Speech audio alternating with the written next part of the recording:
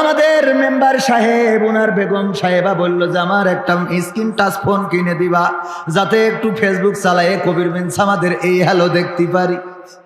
উনি অনেক কষ্ট মষ্ট করে একটা টাচ ফোন কিনে দিয়েছে। স্ত্রী রে, নাও এই ফোনটা তোমার দিলাম। ও আল্লাহ, যেই দিন ফোন কিনে দিয়েছে ওই দিন টেলিভিশনে দেখে রাত 8টার সময় বলতেছে, এই মোবাইল কে দিয়েছে? শেখ হাসিনা দিয়েছে। ওনার স্ত্রী বলতেছে, নাও তোমার ফোন দিয়া লাগবে না, তোমার কাছে একটা ফোন চালাম, তুমি ভালোবেসে আমার দিবা, তা না তুমি শেখ হাসিনার ফোনে নিয়ে দিছাও। বলেন দিন সংসারে অশান্তি বাতাইতেছ না? কথা কয় না। আমরা শিখলাম কেমন করে কুমড়া দিয়ে বেগুনি বানানো যায়। আমরা শিখলাম কেমন করে কাঁচামরিচ শুকিয়ে ফ্রিজে রেখে দিলে বর্ষাকাল আসলে ওইটা আবার পানিতে দিলে জ্যান্ত হয়ে যায়। আমরা শিখলাম কেমন করে কাঁঠাল দিয়ে বার্গার বানানো যায়। এমনকি আমরা আরো অনেক কিছু শিখেছি। তার মধ্যে আমার দাদারা দেখলাম বড় কষ্ট নিয়ে বলছে, ওগো দাদা, বাংলাদেশে পেঁয়াজ রপ্তানি করতে পারি না, আমাদের দেশে পেঁয়াজের দাম পাওয়া যাচ্ছে না। বাংলাদেশ যদি পেঁয়াজ দিত তাইলে আমাদের দেশে আমরা দাম পাইতাম। আমি বললাম, দাদা কাইন্দে কোনো লাভ হবে না, হবে না, কারণ আমাদের নেত্রী পেঁয়াজ ছাড়া রান্না শিখাইয়ে তারপরে দাদার কাছে গেছি। ঠিক না বেঠে? পেঁয়াজ ছাড়া রান্না আমরা শিখলাম। এমনকি পেঁয়াজ ছাড়া শুধু নয়, তেল ছাড়াও রান্না শিখেছি। শুধু তাই নয়, দাদারা বলল আমাদের গরু দেবে না, দেবে না। আমরাও বললাম আমাদের লাগবে না, কারণ আমাদের নেত্রী কাঁঠাল দিয়ে গোশত কেমন করে বানাতে হয় শিখাই গেছে। ঠিক না বেঠে? আবার রোজার মাসে সৌদি আরব যদি আমাদের খুরমা না দেয়, খেজুর না দেয়, তাও আমাদের কোনো দুঃখ নাই, নাই রে, কারণ আমরা পেয়ারা দিয়ে বড়ই দিয়ে ইফতার করা শিখে গেছি। আরো কদিন থাকলে আরো কত কি শিখতাম। ঠিক না বেঠিক? এই জন্যই ফাঁকা ফাঁকা লাগে। ওরা একটু থাকলি আমাদের। এখন যদি আমার ওবায়দুল কাদের কাকা থাকতো তাইলে কি বলতো জানেন? অনেকেই ভেবেছে শেখ হাসিনা পালিয়ে গিয়েছে। শেখ হাসিনা পালাই না, শেখ হাসিনা হিজরত করেছে। কি করেছে? এই চেয়ারের বড়াই চিরদিন কি থাকে? চেয়ারের অধিকার চিরদিন থাকে না, রূপের সৌন্দর্য চিরদিন থাকবে না, যৌবনের শক্তি পাওয়ার চিরদিন থাকবে না, আমার গলার জোরও চিরদিন থাকবে না, এই গলার কণ্ঠস্বর, এই সুর চিরদিন থাকবে না। একদিন পড়ন্ত বিকাল বেলায় সব কিছু শেষ হয়ে যাবে। যেদিন দুনিয়ার দিন ফুরিয়ে যাবে ওই দিন দুনিয়ার পরে আর কোনো দাম থাকবে না। প্রথমেই যেই জিনিসটা বিলুপ্ত হয়ে যাবে সেটা হলো, অনেকবার উচ্চারণ করা হয়েছে, কবির বিন সামাদ আসবে। কবির বিন সামাদ এসেছে, কবির বিন সামাদ স্টেজে, কবির বিন সামাদ এখন ওয়াজ করবেন, কবির বিন সামাদ গান শোনাবেন। কতবার বলা হলো কবির বিন সামাদ, প্রথমে যেই জিনিসটা হারিয়ে ফেলবো এই কবির বিন সামাদ নামটা বিলুপ্ত হয়ে যাবে। সবাই বলবে লাশটা কোথায় নিয়ে আসো, গোসল করাতে হবে, লাশের জন্য কাফন কিনে আনো, লাশের জন্য গোরস্থানে যাও, লাশের জন্য বাঁশ কাটো, লাশের জন্য কবর রেডি করো, লাশটা জানাজার জন্য নিয়ে আসো, লাশটা এবার মাটি দিতে হবে। প্রথমে যেটা হারিয়ে যাবে সেটা হলো কবির বিন সামাদ, এই নামটা প্রথমেই বিলুপ্ত হয়ে যাবে। বলেন ঠিক কিনা? সুতরাং এই দুনিয়ার জীবন ক্ষণিকের, এই দুনিয়ার জীবন 2 দিনের। ক্ষমতার বড়াই যারা করেছিল এই ক্ষমতার চেয়ারটা রাখতে পারে নাই। যেই চেয়ারে বসে বলেছিল পদ্মা সেতু থেকে টুস করে ফেলে দেবে যাকে ফেলে দিতে চেয়েছিল, আজকে সেই চেয়ারে যাকে ফেলে দেবে সে বসেছে, বসে আবার পালিয়ে যাওয়া ব্যক্তিকে ফিরিয়ে আনার জন্য এই লোক চেষ্টা করতেছে। বলেন ঠিক কিনা? এই খেলাটা খেলেন কে? আল্লাহ রাব্বুল আলামিন এই খেলা খেলেন। এই চেয়ারের মালিক চিরদিন থাকা যাবে না, চেয়ারের পাওয়ার চিরদিন থাকবে না। আজকে যিনি ক্ষমতায় আছেন তিনিও চিরদিন থাকবেন না, আগামীতে যিনি আসবেন তিনিও থাকবেন না। অতীতে যেমন ছিল না বর্তমানেরাও থাকবে না, আগামীতে যারাও আসবে তারাও থাকবে না। শুধুমাত্র ক্ষমতা চিরস্থায়ী কার? একটু চিল্লায়ে বলেন, জোরে বলেন কার? আল্লাহর ক্ষমতা চিরস্থায়ী। তিনি চাইলে আমফান দিতে পারেন, এই এলাকাটা ভাসিয়ে দিতে পারেন, তিনি চাইলে আবার এই এলাকাটা শুকিয়ে দিতে পারেন। তিনি চেয়েছেন 7.7 মাত্রার অথবা 8 মাত্রার ভূমিকম্প দিয়েছে, থাইল্যান্ড এবং মায়ানমার বিধ্বস্ত করে দিয়েছে। আল্লাহ রাব্বুল আলামিন শুধুমাত্র একটা ঝাঁকুনি দিলেন, সেই ঝাঁকুনিতে হাজার হাজার বনি আদম মারা গেল, বিল্ডিং গুলো শেষ হয়ে গেল, সব ধসে পড়লো। এরপরেও মানুষের শিক্ষা হয় না, এরপরেও মানুষ বুঝতে চায় না, কথা কয় না, মানে মিলাই নিতে হবে আর কি। তো এই জন্যে কিছু রেখে দিয়েছিল, এই তাদের মাথা গোজার জায়গা ছিল না। ফিলিস্তিনরা বলল, আইসো আমাদের এখানে থাকো। এখন বাড়িওয়ালার বাড়ি না, ছাতিওয়ালার বাড়ি। কারণটা কি? কারণ হলো এই যে এই অঞ্চলে বানভাসী অঞ্চল, এই অঞ্চলের মানুষ অনেকে অনেক জায়গায় চলে যায়, অনেকে সাতক্ষীরা চলে যায়, এরকম আছে না? অনেক জমিদার ফকির হয়ে গেছে, যেই বাড়ি কাজের লোক ঢুকাইছিল, এই কাজের লোক দেখা যাচ্ছে কৌশল করে ওই বাড়ির মালিকের মেয়ে বিয়ে করেছে। এরকম আছে না নাই? বিয়ে করি শ্বশুরে মেরে ফেলেছে, শালা যদি একটা থাকে ওর ভাতের মধ্যে বিষ তেল মাখাইতেছে, দিয়ে মোটামুটি জমিদারি দখল করে বসে আছে। এরকম ঘটে না? ঘটে না? যে গিয়েছিল কামলা খাটতে, সে ওই বাড়ির মালিক হয়ে যায়, ওই জমিনের মালিক হয়ে যায়, এমন আছে না নাই? তো জমিনটা দেখে রাখতে হবে, দেখে রাখা দরকার ছিল। এই ফিলিস্তিনবাসীরা অলস, শুধু ফিলিস্তিনবাসী না, মুসলমানেরা অলস, এতটাই অলস। অন্য ধর্মাবলম্বীরা বানায় ড্রোন, বানায় বিমান, বানায় হামান, বানায় কামান, আর আমার দেশের মানুষ কি বানায়? হ্যাঁ, ঠেলা গাড়ি। চার দোকানে বসে বুড়ি ঠানে আর খায়, আল্লাহ কনে গেল ফিলিস্তিনি দেখে না তো, ঠিক না বে ঠিক? ও সাত দোকানে যাই গবেষণা। কি গবেষণা? এই বক্সেদের বউ দেখলাম কার মোটরসাইকেলের পিছনে গেল, কি ডাও? ওর গবেষণা এটা নিয়ে, ঠিক না বে ঠিক?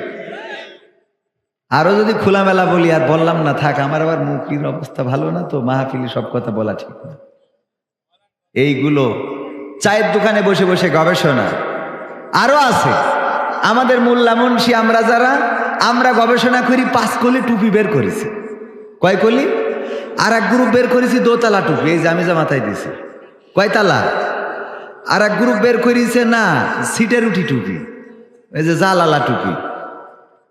মানে কে কোন টুপি মাথায় দেবে, এইটা নিয়ে আমাদের তর্ক আছে না নাই? পাগড়ি পরলো কি পরলো না, জুব্বা কতটুকু সাইজ, সিরা পাঞ্জাবি গায়ে দেয় না গোল পাঞ্জাবি গায়ে দেয়, দাড়ি 1 মুষ্টি না 2 হাত, কথা কয় না? বউ তালাক দিয়েছে, মুখী দিয়েছে নাকি লিখে দিয়েছে, ফোনে বলিল না ডাইরেক্ট বলিল, এই বউ নিয়ে যাবে না যাবে না? আমাদের এই গবেষণা করতে করতে ইসরায়েল বোমা হামান কামান বানায় ফিলিস্তিন শেষ, ঠিক না? ঠিক গবেষণা করে। নামাজ পড়াইছে আজকে কিডা? কবির বিন সামাদ। দেখলাম ও 60 গায়ে দিয়েছে, তো নামাজ পড়াইলো কি করে? ও ছাড়া তো আর জানেওয়ালা ছিল না, তো জানেওয়ালা ছিল না বলে 60 গায়ে দিয়ে সামনে যাবে, কথা কয় না?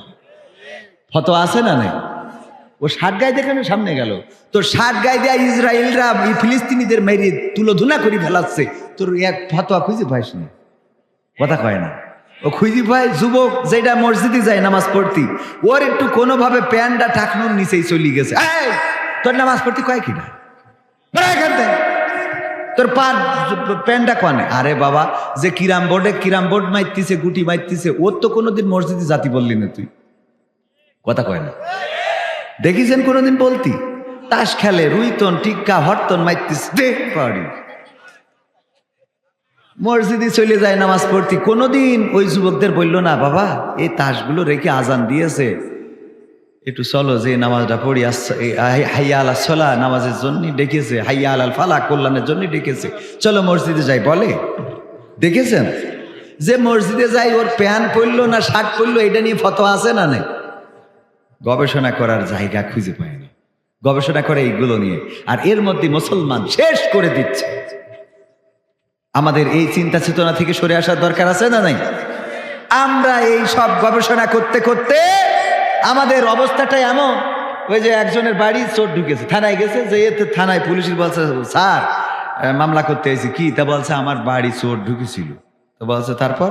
তো বলছে আমি দেখলাম যে চোর ঢুকলো, শিং কেটে ঘরের মধ্যে ঢুকলো। বলছে তারপর?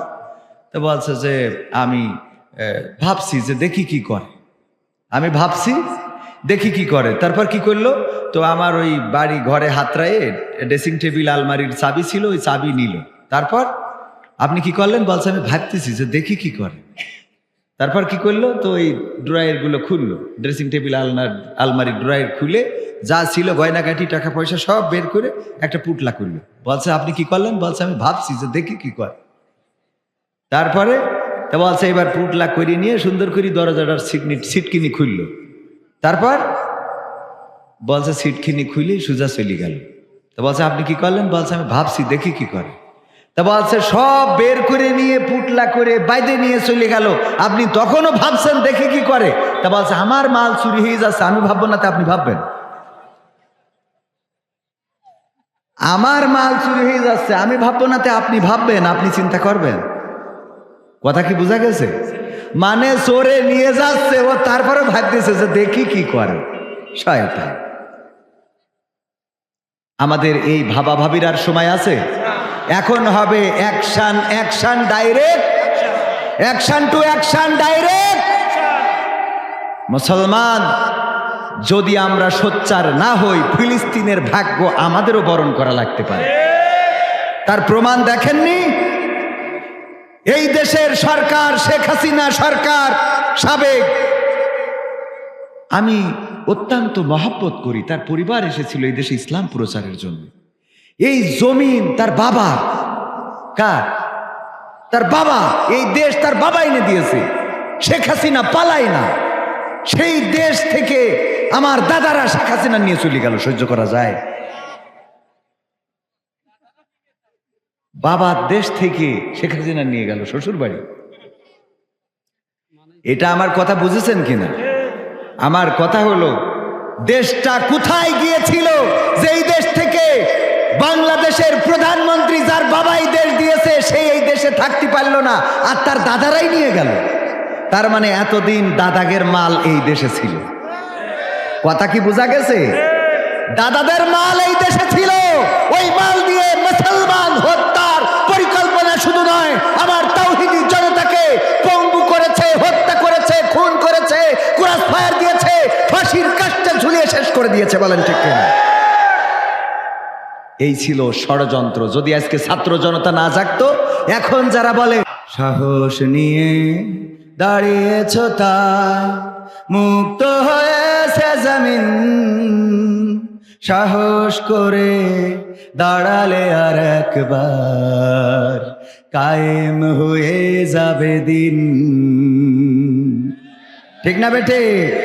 সাহস নিয়ে দাঁড়িয়েছ তাই মুক্ত হয়েছে জমিন, সাহস করে দাঁড়ালে আর একবার কায়েম হয়ে যাবে দিন। নয় নয় নয় আর কোনো ভয়, আনতে হবে কোরআনের বিজয়। নয় নয় নয় আর কোনো ভয়, আনতে হবে দিনের বিজয়, দিনের বিজয়। যারা ভেবেছিল ছাড়বে না আর ক্ষমতার ওই মাসনদ, দেখেছে তারা রবের পাকড়াও কি করে করে নাস্তানাবুদ। যারা ভেবেছিল ছাড়বে না আর ক্ষমতার ওই মাসনদ, দেখেছে তারা রবের পাকড়াও কি করে করে নাস্তানাবুদ। তাই নয় নয় নয় আর কোনো ভয়, আনতে হবে দিনের বিজয়, দিনের বিজয়। মানুষের সাথে যারা করেছে দুশ্মনী, করেছে বাড়াবাড়ি, দেশের বুকে তাদের হয়নি তো জায়গা, যেতে হলো মামার বাড়ি। মানুষের সাথে যারা করেছে দুশ্মনী, করেছে বাড়াবাড়ি, দেশের বুকে তাদের হয়নি তো জায়গা, যেতে হলো মামার বাড়ি। তাই নয় নয় নয় আর কোনো ভয়, আনতে হবে দিনের বিজয়, দিনের বিজয়। কাবা রক্ষাই যেই মহারব পাঠিয়েছিলেন আবাবিল, আজও তিনি দয়াময় তেমনই আছে, বদলেনি তো আকতিল। কাবা রক্ষাই যেই মহারব পাঠিয়েছিলেন আবাবিল, আজও তিনি দয়াময় তেমনই আছে, বদলেনি তো আকতিল। তাই নয় নয় নয় আর কোনো ভয়, আনতে হবে দিনের বিজয়, দিনের বিজয়। দিনের বিজয় যদি আনতে হয়, আল্লাহর পথে অবিচল অটল বিশ্বাস নিয়ে থাকার দরকার আছে না নাই? থাকতে রাজি আছেন আপনারা? থাকা কি যাবে? আজকের এই কোরআনের মাহফিল, আজকের এই তাফসিরুল কোরআন মাহফিল, এখানে যারা এসেছেন বসেছেন, আল্লাহ যাদেরকে কবুল করেছে তারাই আসতে পেরেছেন, তারা এখানে বসতে পেরেছেন। আল্লাহ যাদের কবুল করে না তারা এসব জায়গায় আসতে বসতে পারে? বলেন? কারণ এই জায়গাগুলো সবার জন্য নয়, এই জায়গাগুলো স্পেশাল মানুষের জন্য। আল্লাহ রাব্বুল আলামিন এই জায়গার জন্য নির্দিষ্ট কিছু লোক রেখেছেন। আল্লাহ রাব্বুল আলামিন যত নবীকে নবুয়ত দিয়েছেন তাদের চরিত্র ভালো ছিল না খারাপ ছিল? আল্লাহর নবী নবুয়ত পেয়েছেন কত বছর বয়সে? 40টা বছর বয়সে নবুয়ত পেয়েছেন। এই 40 বছর আগের জীবনে আল্লাহ রাসূল মিথ্যা বলেছেন এমন কোন প্রমাণ কি আছে? পরনিন্দা করেছেন, পরচর্চা করেছেন, গীবত করেছেন, কাউকে মেরেছেন, কাউকে কেটেছেন, কারো সম্পদ ফাঁকি দিয়েছেন, কারো কোনো জিনিসপত্র চুরি করেছেন এমন কি আছে? না, নাই।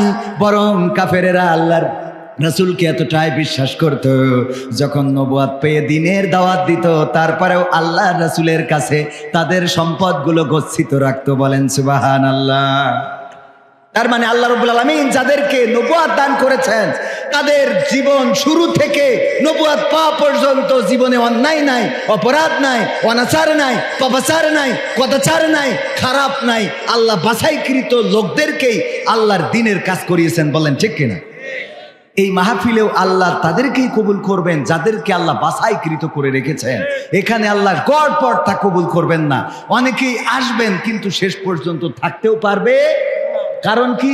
কারণ হলো এই জায়গা সবার জন্য নয়। মুরগি দেখেন না, মুরগি ডিম তাওয়া দেয়, দিয়ে বাচ্চা ফুটায়। 10টা মুরগির বাচ্চা মেম্বার সাহেবের 10টা মুরগি ডিম পেড়েছে, একটা মুরগি 10টা ডিম পেড়েছে। কয়টা? তো আমরা আসার কারণে আবার মেম্বার বাড়ি খাওয়া দাওয়ার ব্যবস্থা করতে যেয়ে 5টা ডিম সেদ্ধ করে খাওয়াইছি। তাহলে বাকি আছে কয়টা? মুরগি যখন তাওয়া লাগা হয়েছে, তাওয়া লাগা তো বোঝেন, তাওয়া লাগা হয়েছে, তখন মেম্বারে বলছে খালি শুধু ভোট করি বেড়াও। মুরগি যে তাওয়া লাগা হয়েছে 5টা ডিম বসাইলে লস হয়ে যাবে না? তার থেকে আর 5টা ডিম খুঁজে নিয়ে আসো। গ্রামে খুঁজে পেয়েছে হাঁসের ডিম 5টা। কয়টা? মুরগির পেটের নিচে হাঁসের ডিমও দিলে ফোটে না? ফোটে না। হাঁসের ডিম দিয়েছে, ফুটেছে। মুরগির বাচ্চা আর হাঁসের বাচ্চা একসাথে সকালবেলা যখন নিয়ে মুরগি বেড়াচ্ছে, সবাই ওয়াজ করে বলতেছে, দেখো এই এলাকা কিন্তু বানভাসী অঞ্চল, যে কোনো সময় আমফান এসে স্রোতে ভেসে যাইতে পারে, এই জন্য তোমরা আমার কাছে থাকবা, আমার কাছে, আমার পেটের নিচে, আমার ছায়ায় থাকবা, খবরদার আমার থেকে দূরে যাবা না। মুরগির বাচ্চা 5টা ওই মুরগির কাছে থাকে, কিন্তু যেই 5টা হাঁসের বাচ্চা ওরা যেই দিকে পানি ওই দিকে দৌড়ে। মুরগি ডেকে বলতেছে, এইদিকে শোনো, তোমরা এদিকে দৌড় দাও কেন? তোমরা আমার বাচ্চা হইলে আমার কাছাকাছি থাকবা, উপরে ইসরায়েল ঘুরে বেড়ায়, যে কোনো সময় কিন্তু তোমাদের নিয়ে যাইতে পারে, এই জন্য আমার কাছে থাকবা। এই কথা বলে নিয়ে ঘুরে বেড়াচ্ছে। যেখানে টিউবওয়েল সেখানে পানি কাদা আছে না নাই? মুরগি বাচ্চাদের নিয়ে খাওয়ায়। মুরগির বাচ্চা 5টা যেইগুলো ওইগুলো মুরগির কাছে রয়েছে, যে 5টা হাঁসের বাচ্চা চলে গেছে কোথায়? কলপাড়ের ওই পানি কাদার মধ্যে। ওরে বাবা, কিলিবিলি করি গোসল শুরু করে দিয়েছে, মনে হচ্ছে আগামীকালকে ঈদের দিন। মুরগি বলছে, আমার বোঝা শেষ, এই যে 5টা আমার কাছে আছে এই 5টা হলো আমার জাতের, আর যেগুলো তোরা কাদা পানি মাখতেছিস তোরা আমার জাতের না, বেজম না। কথা কি বোঝা গেছে?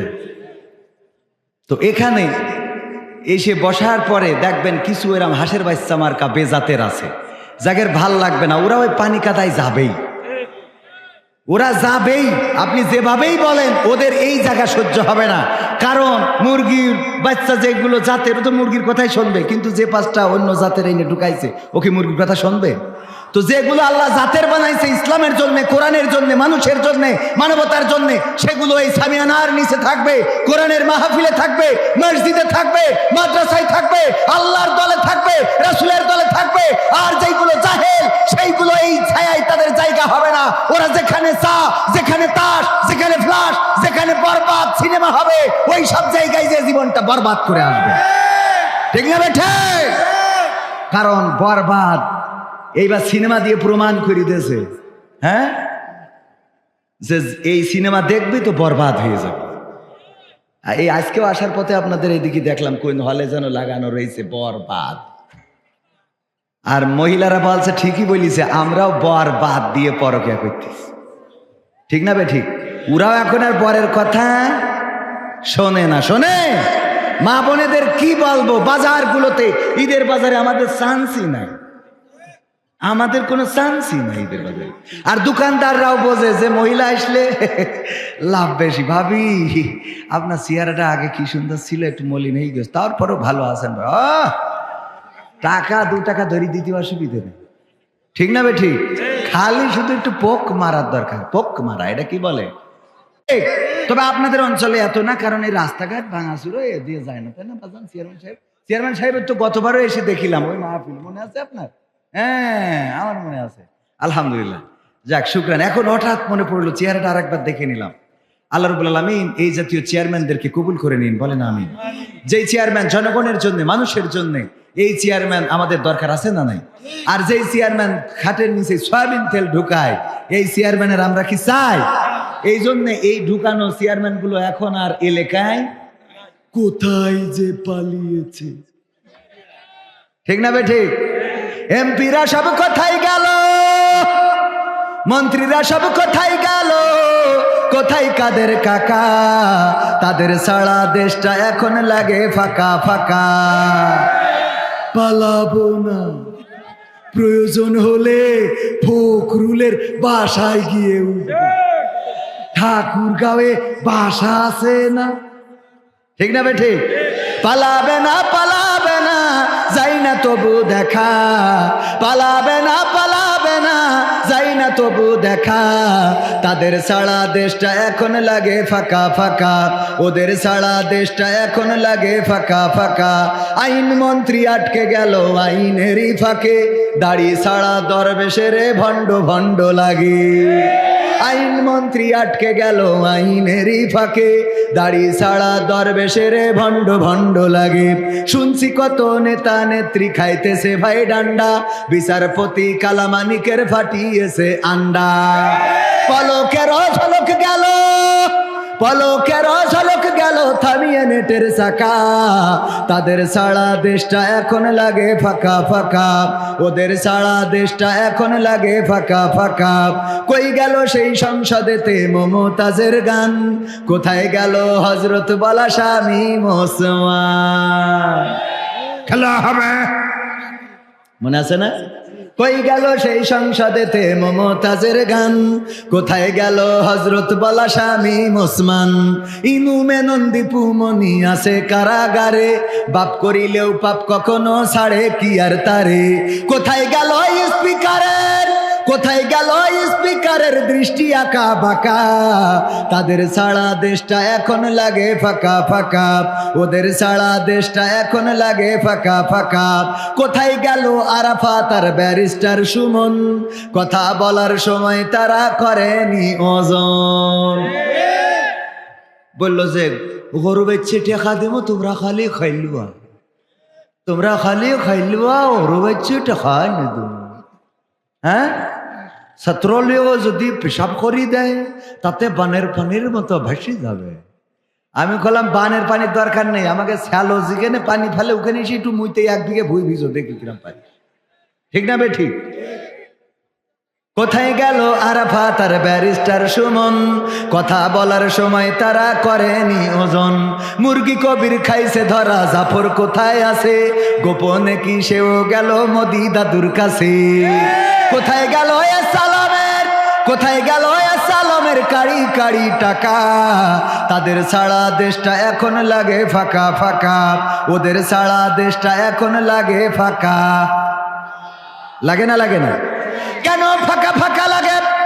শিখাইয়া সুখের জীবন থাকবে না রে, দেখবে না কেউ চাইয়া। সময় হইল বড় শিক্ষক, সব দিবে শিখাইয়া। সুখের জীবন থাকবে না রে, দেখবে না কেউ চাইয়া। মরার আগে মরবি রে তুই, জ্বালা সইতে পারবি না।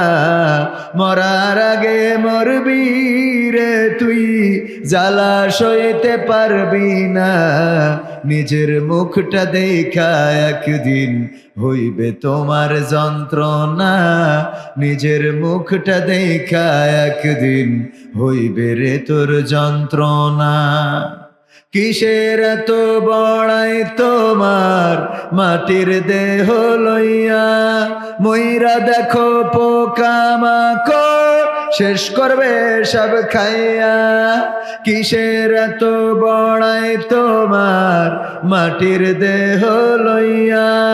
ময়রা দেখো পোকামাকড় শেষ করবে সব খাইয়া।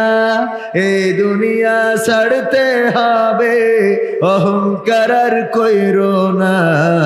এই দুনিয়া ছাড়তে হবে, অহংকার আর কইরো না।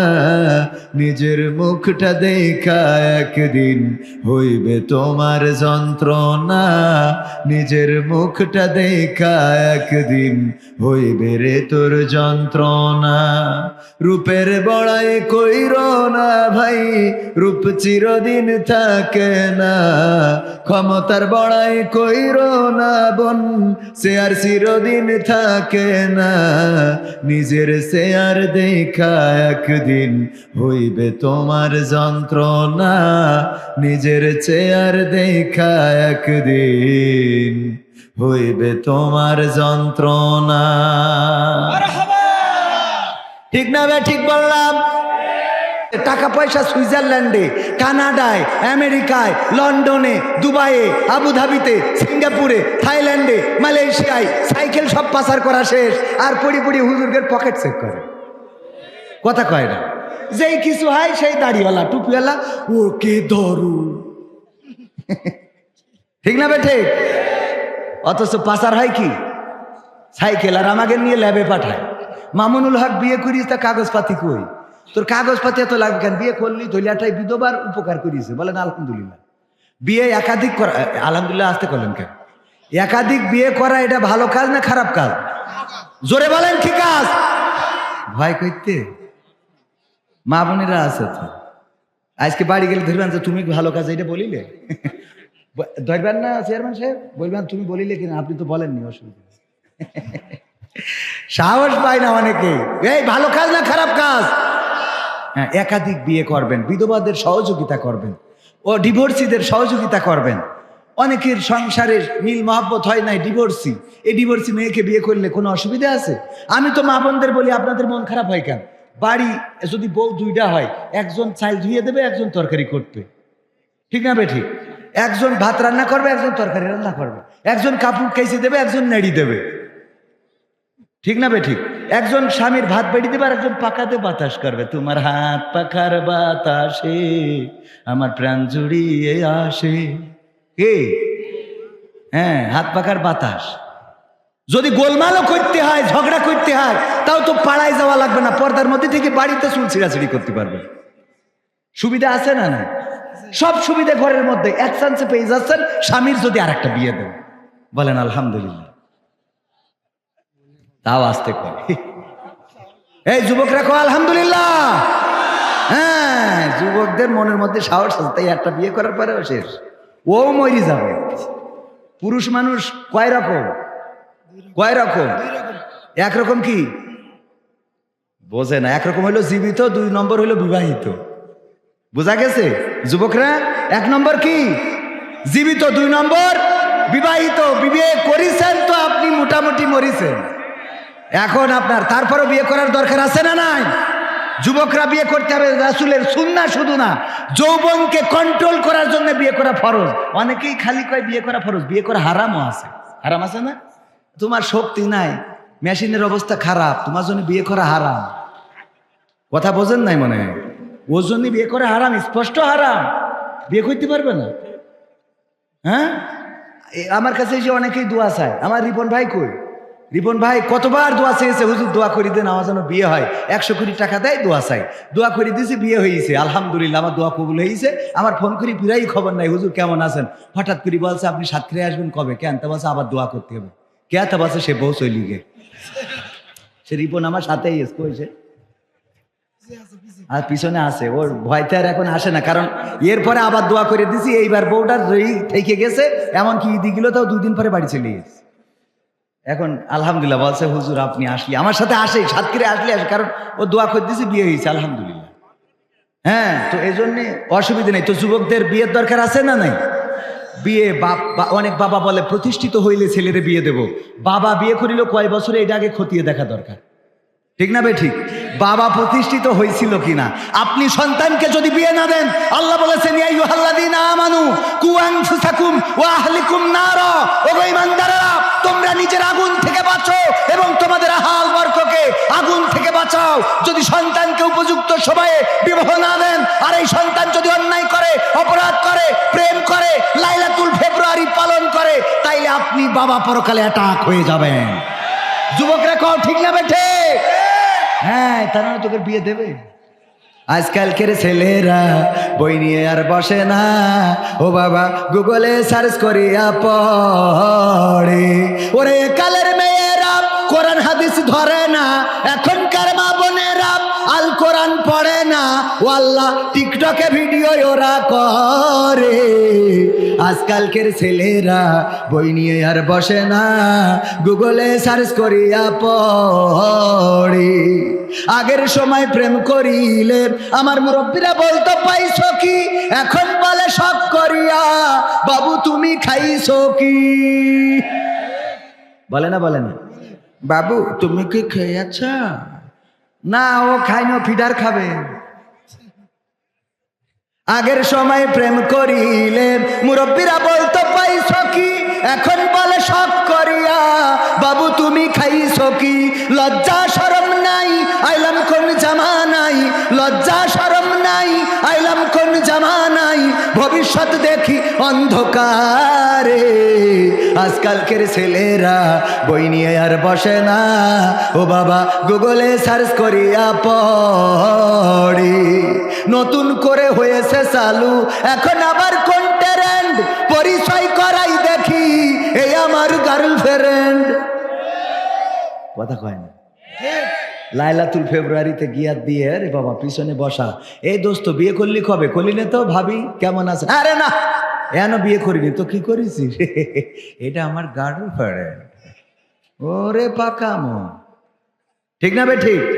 নতুন করে হয়েছে চালু এখন আবার কোন ট্রেন্ড, পরিচয় করাই দেখি এই আমার বয়ফ্রেন্ড। মেয়েরা পিছায় আছে তাই মনে করছেন? ওরা এক কাটি উপরে বাড়ি নিয়ে চলে আসে, আসার পরে আম্মা কয় এই কার নিয়ে আসিস বেগানা ছেলে? আম্মা যার সাথে আজ 3 বছর ধরে লাইন মারতেছি আমরা, সে তোমার জামাই, হবু জামাই। এই জামাইয়ের দাঁত ওরম খালো কেন? গাঞ্জা খায় নাকি? আম্মা 5 ওয়াক্ত গাঞ্জা খায় আম্মা। আম্মা গাঞ্জা না খাইলে এনার্জি পায় না আম্মা। ও আচ্ছা, তোর আব্বা কিন্তু ওর সাথে বিয়ে দেবে না। আম্মা তাহলে কি করবো? তুই নিয়ে চলি যা, তোর খালা বাড়ি আমি ফোন করি বলি রাখবা না। কই আম্মা তাহলে তুমি দেখি রে কেন? ঠিক আছে চলি যাই। এইবার যে আব্বা বাড়ি আসে, ডাক্তার বাড়ি আসার পরে এইবার আরে বাবা অভিনয়, কি জন্ম দে তুই, কি জন্ম দিছাও রে ও বাবা। ওর অভিনয়ের কাছে শেখ হাসিনা ফেল। ও পাঠাই দিয়ে আবার দোষ ডাক্তারে। ও 10 মিনিট জন্ম দিয়েছে, তুই তো 23 বছর ধরে মানুষ করতেছিস। কথা কয় না? এই সত্যি বলছি না মিথ্যা বলছি? আছে না নাই? সন্তানদেরকে অন্যায় পথে অন্যায় কাজে পাঠিয়ে দেয় অনেক মা বোনেরা আছে, পরকালের ময়দানে বিপদে পড়ে যাবেন। আল্লাহ আমার মা বোনদের হেদায়েত নসিব করে দিন, বলেন আমিন। নতুন করে হয়েছে চালু এখন আবার কোন ট্রেন্ড, পরিচয় করাই দেখি এই আমার বয়ফ্রেন্ড। শরমের মাথা খাইয়া গেছে ওরা পাগল হইয়া, শরমের মাথা খাইয়া গেছে সব পাগল হইয়া, ভবিষ্যৎ দেখি অন্ধকারে। আজকালকের ছেলেরা বই নিয়ে আর বসে না, ও বাবা গুগলে সার্চ করিয়া পড়ে। ঠিক বললাম না বেঠিক বললাম?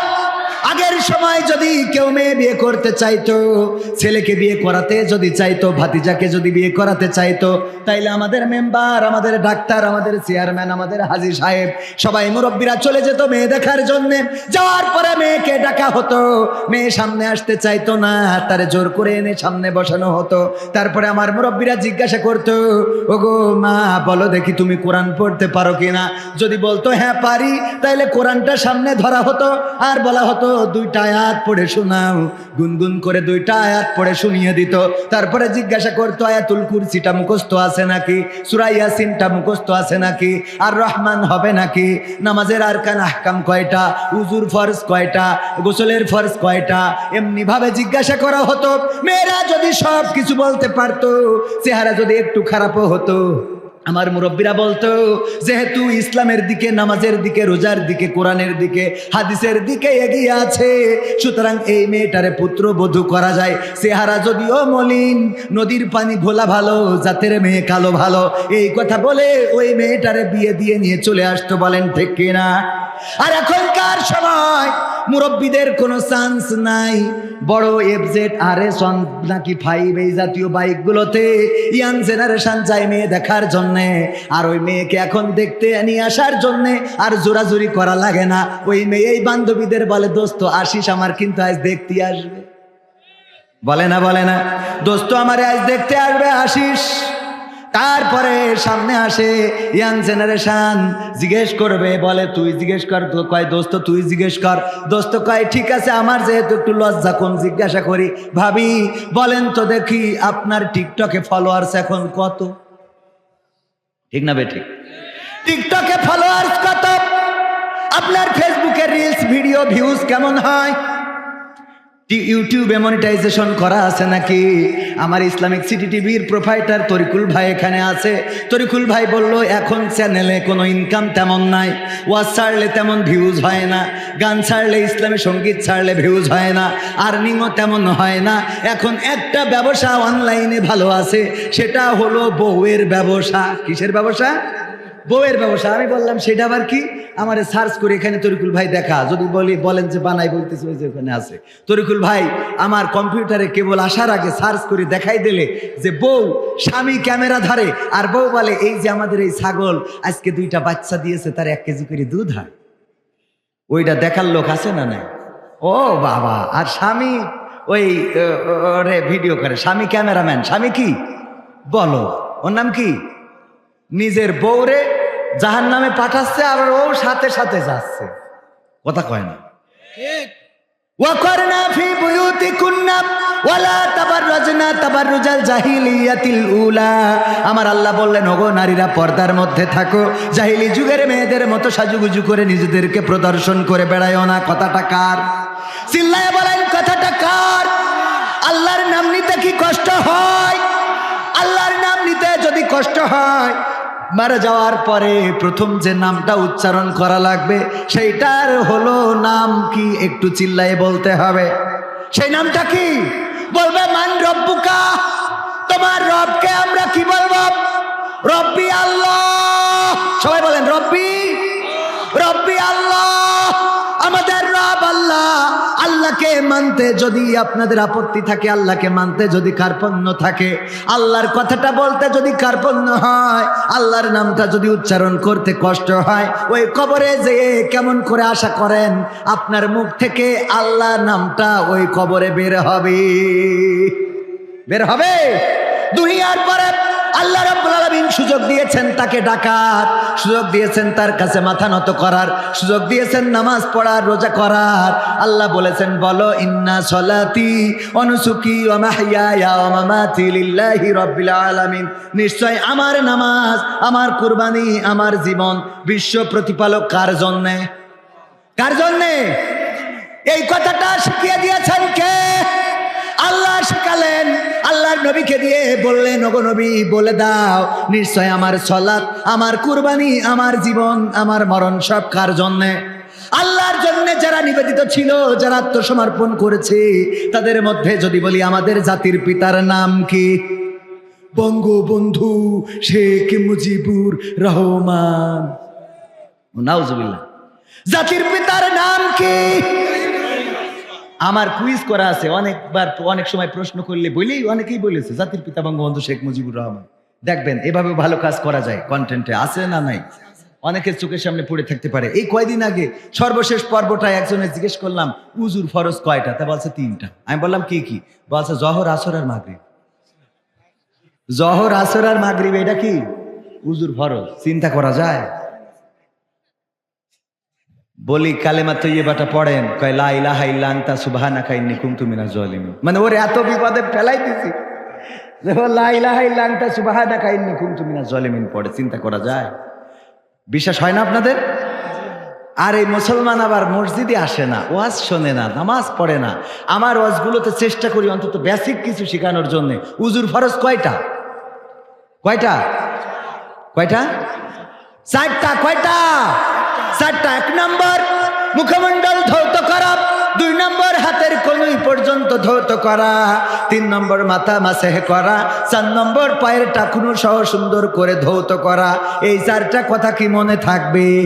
1 নম্বর কি? মুখমণ্ডল ধৌত করা, 2 নম্বর হাতের কনুই পর্যন্ত ধৌত করা, 3 নম্বর মাথা মাসে করা, 4 নম্বর পায়ের টাকুনো গোড়ালি সহ সুন্দর করে ধৌত করা। এই 4টা ফরজের কথা মনে থাকবে নাকি? গোসলের ফরজ কয়টা? কয়টা? 3টা। কয়টা? জোরে বলেন কয়টা?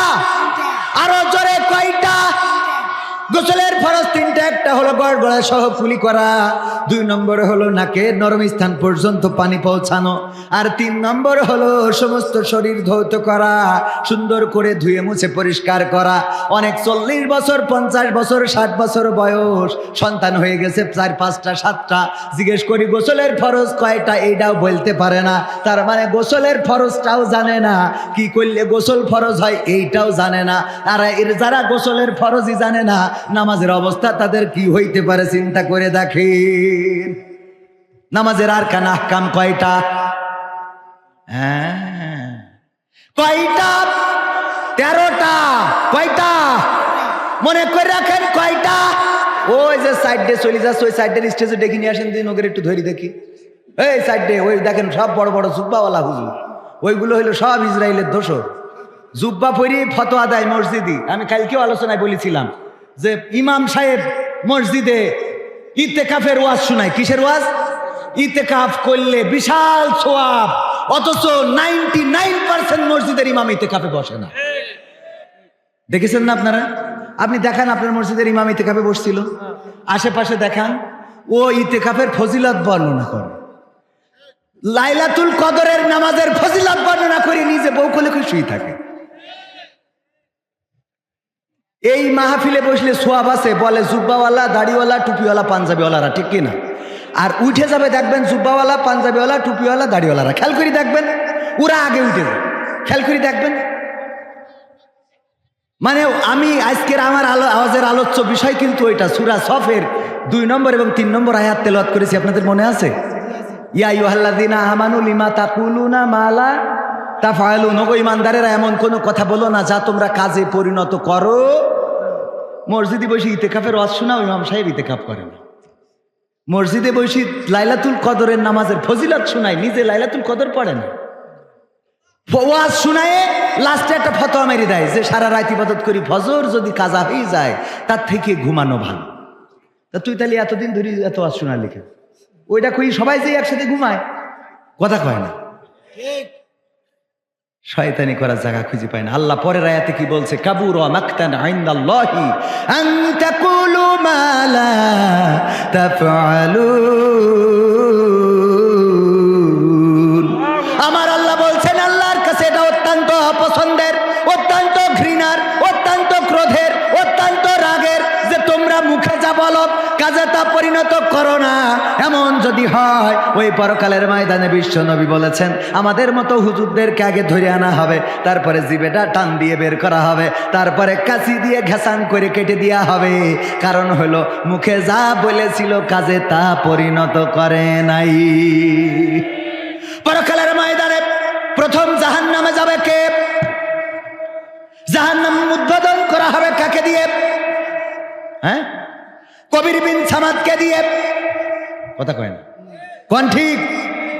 মনে করেন যে না, কবির বিন সামাদ জাহান্নামে যাইতে পারে না, ও জাহান্নামে যাওয়ার অধিকার নেই। কথা কয় না। হ্যাঁ, কি করি না করি, আহারে আলোচনায় প্রায়ই বলি আমার অপরাধ যদি আমার মা জানতো তাইলে আমার সন্তান বলে পরিচয় দিত না, আমার বউ জানলে আমার সাথে সংসার করতো না, আমার সন্তানরা জানলে আমাকে আব্বা বলে ডাকতো না, আমার বাবা জানলে বাড়ি থেকে ঘাড় ধরে বের করে দিত। আমার অপরাধগুলো যদি আজকে এখানে প্রকাশ হয়ে যেত তাইলে আপনারা এই স্টেজে কথা বলতে দিতেন না। কত অপরাধ আছে জানি আমি, জানে কে? কত অপরাধ আছে একটু বিবেক দিয়ে চিন্তা করেন। ওগো আমার ভাইয়ের আওয়াজ বেশি লাগবে না। নামাজের আর কান আহকাম এটাই বলতে পারলেন না, আবার আশা করেন জান্নাতে চলে যাবেন। নামাজের নিয়ম কানুন জানেন না, কি করলে উজু ভেঙে যায় জানেন না, কি করলে ঈমান নষ্ট হয়ে যায় জানেন না, কি করলে আল্লাহ নাখোশ হয় জানেন না, কি করলে আল্লাহ খুশি হয় জানেন না, আর মনে করেন মরে যাওয়ার পরে জান্নাত হয়ে যাবে। ওগো আল্লাহর বান্দারা, একটু কি চিন্তা করে দেখেছেন জীবনে এমন অনেক অপরাধ আছে যে অপরাধ যদি আমার মা জননী, আপনার মা জননী জেনে যেত আপনাকে ঘৃণা করত। আরে আমার কলিজার টুকরা সন্তান, তোমারে গর্ভে ধরেছিলাম, তুমি এত অপরাধের অপরাধী আমি কল্পনাও করতে পারি না। যদি স্ত্রী জেনে যেত তাইলে সংসার করতো না, বলতো আমি আমার স্বামীকে এত একজন নেককার বান্দা মনে করতাম, একজন বক্তা ছিল, আলেম ছিল, আমি তারে ফেরেশতার মতো মনে করেছি, অথচ তার জীবনে এত গুনাহ। সন্তান যদি জেনে যেত, সন্তান বাবা বলে ডাকতো না, বলতো আহারে বাবা রে, আমি এতদিন ভুল মানুষটারে আব্বা বলে ডেকেছি, এমন নোংরা মানুষটারে আমার মুখ দিয়ে আব্বা বলা আর শোভা পায় না, এই বলে সন্তানেরা ঘৃণা করা শুরু করে দিত।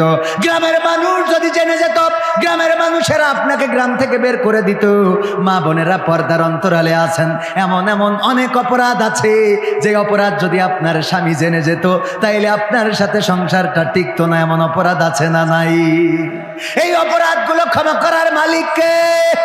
অপরাধ যদি থেকে থাকে গভীর রাত আল্লাহর কাছে মাথাটা নত করে দেন। আল্লাহর নবী বলেছেন গভীর রাতে যদি কেউ আল্লাহর কাছে কাঁদাকাটি করে, আল্লাহ রাব্বুল আলামিন নিচের আসমানে নেমে আসেন, তারপরে ফেরেশতাদের নিয়ে বসেন এবং বলেন ওগো ফেরেশতারা তাকিয়ে দেখো পৃথিবীর কত মানুষ। কিন্তু এই যে কিছু মানুষ দেখা যায় যারা কেউ রুকুতে আছে, কেউ সিজদায় আছে, কেউ দুটি হাত তুলে ফরিয়াদ করে, কেউ চোখের পানি ছেড়ে দেয়, দাড়িগুলো ভিজে টপ টপ করে পড়ে। কারণটা কি? আল্লাহর ফেরেশতারা বলে ওগো আল্লাহ, এই মানুষগুলো অপরাধ করেছে, গুনাহ করেছে, জেনা করেছে, মানুষের ধন সম্পত্তি আত্মসাৎ করেছে, মানুষের অধিকার নষ্ট করেছে। নিজেরা যখন ভুল বুঝতে পেরেছে তখন তোমার কাছে ক্ষমা চায়, তোমার কাছে এই রাত্রে উঠে ইবাদত বন্দেগী করে মাফ চায়। কেন মাফ চায়? কারণটা কি? কারণ হলো তুমি যদি মাফ না করো তাইলে জাহান্নামে যাবে, জান্নাত বঞ্চিত হয়ে যাবে। এই জন্য তোমার কাছে দুটি হাত তুলে ক্ষমা চায়, তোমার কাছে প্রার্থনা করে। আল্লাহ রাব্বুল আলামিন ফেরেশতাদেরকে বলেন ওগো ফেরেশতারা, এই বান্দাগুলো কি আমার পরকাল দেখেছে নাকি না দেখে নাই? জান্নাত দেখেছে না দেখে নাই? জাহান্নাম দেখেছে না দেখে নাই? পুলসিরাত দেখেছে না দেখে নাই? আমি আল্লাহ কি দেখেছে না দেখে নাই? তাইলে তারপরেও কেন আমার কাছে কান্নাকাটি করে? ওগো আল্লাহ, কারণটা হলো কোরআন পড়েছে, কোরআন শুনেছে, কোরআন বুঝেছে, কোরআন মেনেছে, আর তোমার নবীর হাদিসের বাণী শুনে তারা ঈমান এনেছে, তোমার প্রতি ঈমান এনেছে, গায়েবের প্রতি ঈমান এনেছে, এনে তোমার কাছে কাটাকাটি করে। আমার আল্লাহ রাব্বুল আলামিন বলেন ওগো আমার ফেরেশতারা সাক্ষী থেকে যাও, যেই বান্দারা আমারে দেখলো না, জান্নাত দেখলো না, জাহান্নাম দেখলো না, তারপরে আমার ভয়ে জান্নাতের আশায়, জাহান্নামের ভয়ে পুলসিরাত পার হওয়ার আশায় যারা এই গভীর রাতে চোখের পানি ছেড়ে দেয়, আমি আল্লাহ তাদের জীবন জিন্দেগির সমস্ত গুনাহ খাতা মাফ করে দিলাম। আল্লাহর এই দয়া আছে না নাই? আল্লাহ রাব্বুল আলামিন ওসিলা তালাশ করবেন। রমাদানের মাস চলে গেল, রোজার মাস, আল্লাহ কত কবর ক্ষমা করে দেন। যেই কবরগুলো ক্ষমা করে দেন। অনেকের পিতামাতা কবরে, রোজার মাসে ভালো ইবাদত বন্দেগী করে যদি দোয়া করেন পিতামাতার জন্য, হায় আমার রব, আমার পিতামাতাকে ক্ষমা যেহেতু করেছো, দয়া করে আর কবরে শাস্তি দিও না। আল্লাহ রাব্বুল আলামিন পয়লা সওয়ালে কত কত মানুষের কবরে আযাব ফিরাইয়ে দেন, কিন্তু হাজার হাজার লাখো লাখো কবরবাসীকে তাদের আহাল বর্গের ওসিলায় জীবনের গুনাহ খাতা মাফ করে জান্নাতের বাসিন্দা হিসাবে কবুল করে নেন। কিন্তু আমরা উদাসীন, আমরা আমাদের আহালদের জন্য দোয়া করি না। ইফতার দেবে মসজিদে, অথবা একজন রোজাদারের ইফতার করানোর মানসিকতা আমাদের নাই। একজন মানুষের ঈদের একটা জামা কিনে দেওয়ার মানসিকতা আমাদের নাই। একটা মানুষের একটু সহযোগিতা করার মানসিকতা আমাদের নাই। আল্লাহ রাব্বুল আলামিন আমাদের সেই মানসিকতা তৈরি করে দিন, বলেন আমিন। সাইদি হুজুরকে নিয়ে একটা গান, হুজুর সাইদি হুজুর ইঁদুরের ঘটনা শুনতে চায়। ইঁদুরের ঘটনা কেমন লাগে? আমি কবে কোন ওয়াজ করি আমারই মন থাকে না। ইঁদুর আপনাদের এদিকে কেন ধান কেটে দিচ্ছে নাকি? আর একটু সময় কি থাকা যাবে? আমি থাকবেন আপনারা? কারা কারা থাকবেন একটু হাত দেখি। নারায়ে তাকবীর, লিল্লাহি তাকবীর, আল কোরআনের আলোক, আল হাদিসের আলোক, আমার নেতা তোমার নেতা, নারায়ে তাকবীর। এবার হাত উঁচু করেন। চলে যাবেন কে কে? চলে যাবেন কে? সবাই থাকবেন? না বুঝে দুই একজন হাত, মানে আবেগে হাত তোলে। কিছু আছে না, এক হুজুর কালেকশন করতেছে, বাবারায় আমার 50,000 টাকা কারা দিবা, কে দিবা মসজিদের ছাদ ঢালাইয়ের জন্য? একটু হাত উঁচু করো। কেউ হাত উঁচু করে না, কয় যদি হাত উঁচু করতে পারো 50,000 টাকা দিয়ে দোয়া করে দেবো তোমার মা বাবা দাদা দাদি নানা নানি 14 গোষ্ঠী যেন জান্নাতে থাকে। কেউ হাত তোলে না, তোলে না, তোলে না, তোলে না। হুজুরের মিজাজ গেছে খারাপ হয়ে। আগে বলছিল সুর দিয়ে দিয়ে, বাবারা আমার, ভাইরা আমার, 50,000 টাকা কিডা দিবারে। এত সুন্দর করে বলতে বলতে যখন কেউ হাত তুললো না, মিজাজ খারাপ হয়ে গেছে। এবার 50,000 টাকা দেওয়ার মতো একজনও কি এই প্রতাপনগরে নাই? হাত উঁচু করে। তো একজন ওয়াজ শুনতে এসে ওর একটু ঘুম এসে গেছিল, ও খালি শুনে হাত উঁচু করে। এই শুনে পরে ঘুমেতে ঠেলে উঠে হাত উঁচু করে। হুজুর বলছে নাম কি? বলছে ওবায়দুল কাদের। আল্লাহ ওবায়দুল কাদের 50,000 টাকা তোমার মসজিদ ঢালাইয়ের জন্য দিল। আল্লাহ তুমি তার দানকে কবুল করো। পিতা মাতা দাদা দাদি নানা নানি 14 গোষ্ঠী যারা আছে, আল্লাহ তুমি তাদের জান্নাতুল ফেরদাউস নসিব করে দাও। ও হাত তুলি বলছে, কাল যে বিড়ি কিনবো তা কেনার টাকাও তো নেই। বিড়ি কেনার টাকাও তো নেই। ভয়তে কোথাও পাচ্ছে না যে এখন যদি বলি তা তো জনগণ মেরি বসবে। কিন্তু আমি তো ছিলাম ঘুমের ঘরে। পরের দিন গেছে চেয়ারম্যান সাহেবের কাছে, যে চেয়ারম্যান সাহেব বলছে, হুজুর আপনি তো শুধু চেয়ারম্যান না, আপনি একজন হুজুর, আমার একটা ব্যবস্থা করে দেন। কি? বিপদে পড়ে গেছি হুজুর। কি বিপদ? বলছে যে গতকাল মাহফিলে গেছিলাম, ওই হুজুর কালেকশন করছিল 50,000 টাকা ছাদ ঢালাইয়ের জন্য কিনা দেবে, হাত উঁচু করাচ্ছিল। আমি তো সে ওয়াজ শুনতে শুনতে ঘুমাই গেছি। আগের তো বুঝতে পারিনি, খালি একবার শুনলাম হাত উঁচু করেন। আমি হাত উঁচু করেছি। এর আগের লাইন ছিল 50,000 টাকা কিনা দেবেন, হাত উঁচু করেন। তা আমি তো হুজুর হাত উঁচু করেছি, 50,000 টাকা দোয়া করতেছে, আমার পকেটে তো 50 টাকাও নেই। তা বলছে যেহেতু নেই তা করবেন কি? ভুল ক্রমে হাত উঁচু করেছেন, ও অসুবিধে নেই। বলছে ও অসুবিধে নেই করলেই হচ্ছে না কেন? তা বলছে হুজুর, ওই হুজুর আবার দোয়া করতেছে আমার মা বাপ দাদা দাদি নানা নানি 14 গোষ্ঠী ওরা যেন জান্নাতুল ফেরদৌসে থাকে। তাই এখন আমি তো টাকা দিতে পারবো না, তাই না দেওয়ার কারণে কি ওকে আবার জান্নাতে বের করে জাহান্নামে রাখবে কিনা, আমার টেনশন এইটা নিয়ে। কথা কি বোঝা গেছে? তো হাত উঁচু করার সময় একটু বুঝে শুনে করার দরকার আছে না নাই? আমরা যাই করব বুঝে শুনে করব। আমরা যেটা বলবো বুঝে শুনে বলবো। এমন কোনো কথা বলবো না যেটার সাথে আমার আমল করা সম্ভব না। এমন কোনো ওয়াদাবদ্ধ হব না যে ওয়াদার সাথে আমি আমল করতে পারবো না। জবান যদি দিই জবান রাখবো। আল্লাহর নবীর সাহাবী আল্লাহর নবীর সাহাবী ওমর রাদিয়াল্লাহু তাআলা আনহু যখন খলিফা, তখন দুইজন ব্যক্তি একজন কিশোরকে ধরে এনেছে।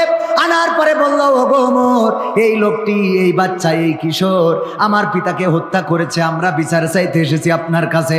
আমাদের পিতাকে হত্যা করেছে এই যে কিশোর, আমরা ধরে এনেছি। ওগো আমিরুল মুমিনিন, আপনি বিচার করে দেন। আমিরুল মুমিনিন জিজ্ঞাসা করলো, ওগো কিশোর, তুমি কি সত্যি তাদের বাবাকে হত্যা করেছো নাকি? বলল, হ্যাঁ হুজুর, ও হত্যা করেছি, তবে অন্যায়টা ওই রকম ভাবে না। আমার একটা উট ছিল, যেই উটটা উনার খুরমার খেজুরের বাগানের খেজুরের পাতা খেয়ে ফেলেছিল, উনার ক্ষেত নষ্ট করেছিল। এই কারণে উনার বাবা একটা পাথর ছুঁড়ে মেরেছে। মারার পরে আমার উটটার চোখে লেগেছে, উটটা ছটফট করছে, এটা দেখে সহ্য করতে পারি নাই। আমি একটা পাথর নিয়ে উনাদের বাবার মাথা বরাবর মেরে দিয়েছি। আমার উদ্দেশ্য ছিল মেরে ফেলা নয়, উদ্দেশ্য ছিল আমার উটকে যেমন শাস্তি দিয়েছে তেমন শাস্তি আমি তাদের বাবাকে দেব। কিন্তু আমার পাথরটা মাথায় লাগার কারণে তাদের বাবা মারা গেছে। আল্লাহর নবীর খলিফা ওমর বললেন, যেহেতু নিজে মুখে স্বীকার করে নিয়েছো, সুতরাং আল্লাহ রাব্বুল আলামিন বলেছে, ইয়া আইয়ুহাল্লাযীনা আমানু কুতিবা আলাইকুমুল কিসাস, হ্যাঁ, তোমাদের উপরে কিসাসকে ফরজ করা হয়েছে, হত্যার বদলে হত্যা। এখন যদি এই দুইজন ভাই রক্তের বদলে রক্ত চায়, যদি হত্যার বদলে হত্যা চায়, তাইলে হত্যা করা ছাড়া উপায় নাই। ওগো তোমরা যারা বিচার নিয়ে এসেছো, বাদীপক্ষ, বলো দেখি তোমরা কি চাও? বলতেছে, যেহেতু আসামি স্বীকার করেছে আমাদের পিতাকে সে হত্যা করেছে, সুতরাং আমরা চাই তাকেও হত্যা করা হোক। আমার পিতার হত্যার প্রতিশোধ হিসাবে এটা করতে হবে।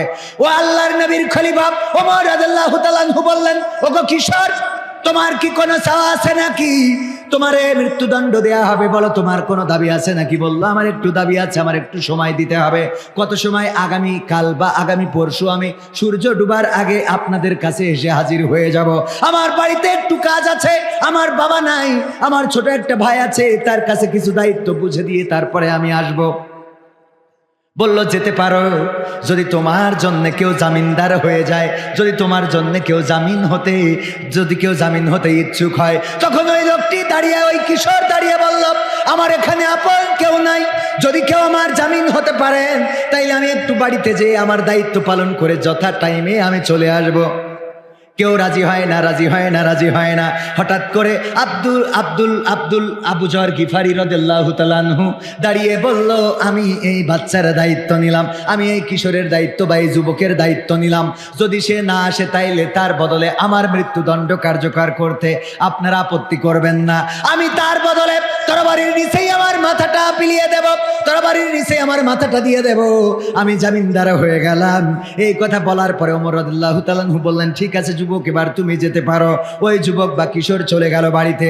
যাওয়ার পরে নিজের ছোট ভাই ছিল, তার কাছে সমস্ত সম্পত্তির দায়িত্ব বুঝে দিল। দেখো ভাই, আমি আমাদের ওই উটটার মারার কারণে আমি পাথর মেরেছিলাম, অমুকের বাবা মারা গিয়েছে, তার শাস্তির বিধান কার্যকর করা হবে, হত্যার বদলে হত্যা, আমাকে হত্যা করা হবে। আমি এসেছি, যেহেতু আমাদের বাবা নাই, আমি তোমার বড় ভাই, আমার দায়িত্ব আছে, আমার দায়িত্বটা সুন্দর করে গুছিয়ে দিয়ে যেতে চাই। এই জায়গার এই জমি আমাদের, এই জায়গার এই ক্ষেতটা আমাদের, এই জায়গায় এই সম্পদটা আমাদের, এই জায়গায় এটা আমাদের, সবকিছু বুঝিয়ে দিয়ে টাইমের মধ্যে পৌঁছাতে যে একটু দেরি হয়ে গেল। ওইদিকে যখন দেরি হয়ে যাচ্ছে, জল্লাদ রেডি হয়ে আছে, আবু যর গিফারিও তখন তৈরি হয়ে গেছে যে এখন যেহেতু ওই যুবকটা আর আসতেছে না, যুবক যদি না আসে কোনো উপায় তো নাই, যদি পালিয়ে যায় তাইলে আবু যর গিফারির কল্লাটা এখন আলাদা হয়ে যাবে, মাথাটা আলাদা হয়ে যাবে। এই সময় যেতে যেতে যেতে যেতে একেবারে শেষ সময় যখন এমন পরিস্থিতি চলে আসলো আবু যর গিফারির মাথাটা কাটতে হবে, ঠিক সেই সময় হাঁপাতে হাঁপাতে ওই যুবকটা চলে আসলো। আসার পরে বলল যে আমার একটু ত্রুটি হয়ে গেছে, আমার একটু ভুল হয়েছে, আমি আমার সম্পত্তিগুলো আমার ছোট ভাই তাকে বুঝে দিতে যে একটু সময় লেগে গেছে, আসতে একটু দেরি হয়ে গেল, আমি ক্ষমা চেয়ে নিচ্ছি, এবার আপনারা আমার শাস্তি কার্যকর করতে পারেন। আমিরুল মুমিনিন ওমর রাদিয়াল্লাহু তাআলা আনহু বললেন, ওগো যুবক, তুমি তো চলে গিয়েছিলে, তোমার জামিনদার ছিল আবু যর, তুমি যদি না আসতেন তাইলে আবু জাহলের মাথাটা আলাদা হয়ে যেত, তার কল্লাটা আলাদা করা হতো, ধর থেকে মাথাটা আলাদা করে দেওয়া হতো। তোমার পিছনে কোনো গোয়েন্দা পাঠানো হয় নাই, তোমার পিছনে কোনো প্রশাসন পাঠানো হয় নাই, তোমার পিছনে আমরা কোনো আইনের লোক পাঠাই নাই, শুধুমাত্র একজন জামিনদার তোমার জামিন হয়েছে, তাতে করে তোমারে পাঠিয়ে দিয়েছি। এমনকি যে জামিনদার সে তোমার বাড়ি চেনে না, তোমার ঘরও জানে না, জিজ্ঞাসাও করে নাই তুমি কেন ফিরে আসলে, কোন কারণে আসলে। তুমি যদি না আসতে তাইলে তুমি তো বেঁচে যেতে, তোমার আজকে মরা লাগতো না, আসলে কেন?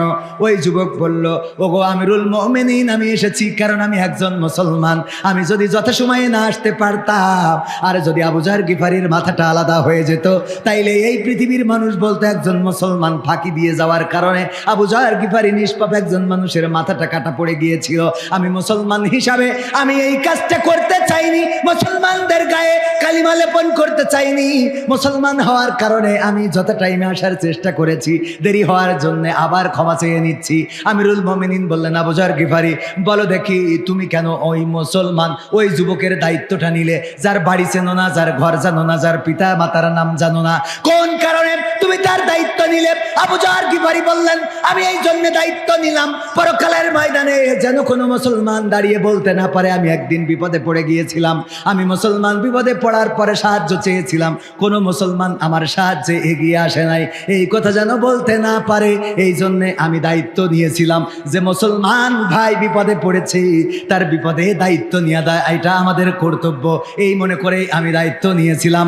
এবার আমিরুল মুমিনিন বললেন, ওগো দুইজন যুবক, তোমাদের পিতাকে হত্যা করেছে, আসামি তো চলে এসেছে, আবু জাহল গিফারিও মুক্ত হয়ে গেছে, এবার বলো দেখি তার মৃত্যুদণ্ড কি কার্যকর করব নাকি? ওই দুইজন যুবক বলল, ওগো আমিরুল মুমিনিন, এই যুবকের মৃত্যুদণ্ড আর কার্যকর করতে দেব না। কেন দিবা না? কারণ হলো ওই পরকালের ময়দানে যেন কোনো মুসলমান অভিযোগ করতে না পারে যে আমি মুসলমান ভুল ক্রমে একটা পাথর ছোড়ার কারণে একজনের বাবা মারা গিয়েছিল, তার জন্য আবার মৃত্যুদণ্ড দিয়েছে। আমরা মুসলমান হিসাবে অপর মুসলমান ভাইয়ের অনিচ্ছাকৃত এই ত্রুটিটা ক্ষমা করে দিলাম। এই ছিল মুসলমান, কথা এবং কাজের সাথে মিল।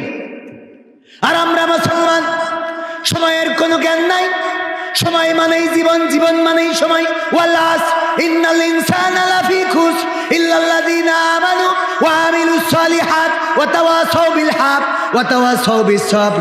ছোট্ট একটি সূরা, আল্লাহ সময়ের কসম করেছেন, এই সময়টা হলো জীবন, সময়টা হলো জীবন।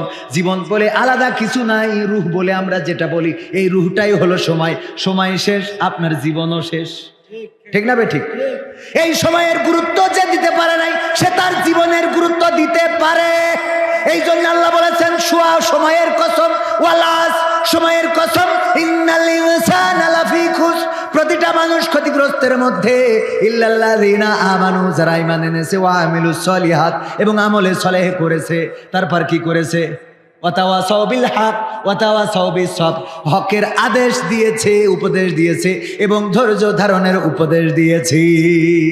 কয়টা কাজ? এক নম্বর হলো ঈমান আনা, দুই নম্বর আমলে সলেহ করা, ভালো কাজ। এই ভালো কাজের সাথে আমাদের সম্পর্ক কি আছে? আছে, আছে মানে কি? যেই দোকানে বেচা কিনা বেশি, আমাদেরও যাতায়াত সেই দোকানে বেশি। যেই দোকানে কাস্টমার কম, সেই দোকানে আমরাও যাই না। অথচ বাজারে দেখবেন অনেকেই এক বোতল দুধ নিয়ে বসে আছে, 2 বোতল দুধ নিয়ে। আপনাদের বেচে নাকি? অনেক বাজার আছে 2 বোতল, গাই গরু দহন করে 2টা বোতল, ছোট ছোট, এই যে 1/2 লিটারের বোতলে বা 1 লিটারের বোতলে দুধের বোতল নিয়ে এসে বসে আছে। এই মানুষটা দুধ নিয়ে বসে আছে তো আছে, কত টাকাওয়ালা মানুষ আছে, ওই 2 বোতল দুধ কিনলে কি হয়? অথচ এই দুধগুলো তাদের কাছ থেকে কিনতে চায় না। কত জেরা, পানি মিশাইছো নাকি? তোমারে দুধ নেওয়া যায় না, ওতে তো পানি থাকে বেশি, ইত্যাদি ইত্যাদি। অথচ ওই দুধ যখন বাড়ি থেকে বাড়িওয়ালা দুইয়ে দিয়েছেন, তখন হয়তো বলেছিল যে দেখো, দুধ বিক্রি করে যদি পারো আমার মাজার ব্যথার পরে একটু আনো, আর তো হাঁটতে পারতেছি না, আর তো কুলাইতে পারতেছি না, যদি পারো একটু ওষুধ নিয়ে আসো। হয়তো ওই দুধের বোতল নিয়ে আসার সময় বাড়ি থেকে বাড়িওয়ালি অথবা দাদি অথবা নানি অথবা মা প্রেসক্রিপশনটা ধরিয়ে দিয়েছে, বাবা আমার তো ওষুধটা ফুরাই গেছে, দুধটা যদি বিক্রি হয় তাহলে আমার প্রেসক্রিপশন দেখে কিছু ওষুধ এনে দিস। আমরা ওই দুধ 2 বোতল কিনার মানসিকতা আমাদের নাই। ফকিররে ভিক্ষা দিই, এরা মানুষ আছে না? নেই।